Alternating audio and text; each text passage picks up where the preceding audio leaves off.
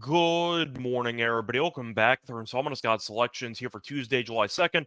For again, today's play of the day. Quick recap what happened yesterday. We had a loss in Wimbledon with a two-pick parlay. Had Sinner to win in straight sets, parlayed with Eubanks and Hallis over 3.5 sets at minus 127 on FanDuel. Sinner, number one ranked player in the world, was really comfortable for the first two sets, and then for no reason, he just forgot how to play. I don't know what happened there, but the serve fell apart, and we saw Hanfman play well, but Sinner ended up dropping the third set. Then, of course, he remembered how to play for the fourth set and buried him. But either way, though, Sinner dropped the set, so he picked up a loss there. Been a bad run recently. We'll try to snap out of it here on Tuesday. For his actual play, though, do want to remind you once again that we have more picks on the Winners Whiners website. So don't forget to go to the website. And you do use the promo code L9KYWS40 to get 40% off. Code is also in the description. Plus, a reminder, hit the like button, subscribe to the bell so you get notified, and you'll never miss an episode. And for the actual play, going to the WNBA, go look at the game between the Lynx and the Liberty, taking place at around 7 p.m. Eastern Time. And for this game, going with a player prop, going to go with the Liberty center, Jonquel Jones. Going to take her under 14.5 points at even money on DraftKings. Time of recording of 8 a.m.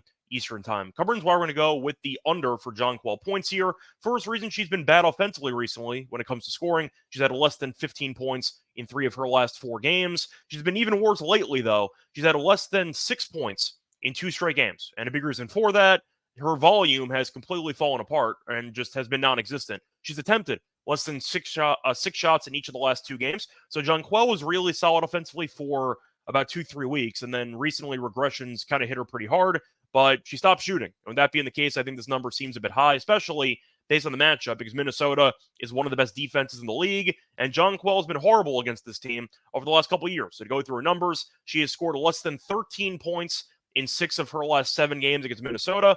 And this is the third meet in the season. Minnesota actually beat the Liberty in both meetings. And Jonquel did nothing in both games, as she had less than 5 points in each of those games. So that being the case, I think Jonquel's points line is actually a bit high at 14.5. I think she might do better than scoring 5 or 6, but I think you might end up seeing her finish somewhere in the low teens. But 14.5 for a player that's attempted less than 6 shots in back-to-back games and a player that has scored less than 13 in 6 of the last 7 head-to-head games against Minnesota tells me that her point total is a bit high, especially at even money. And you are looking at her scoring less than 5 points in the first 2 meetings this season against Minnesota.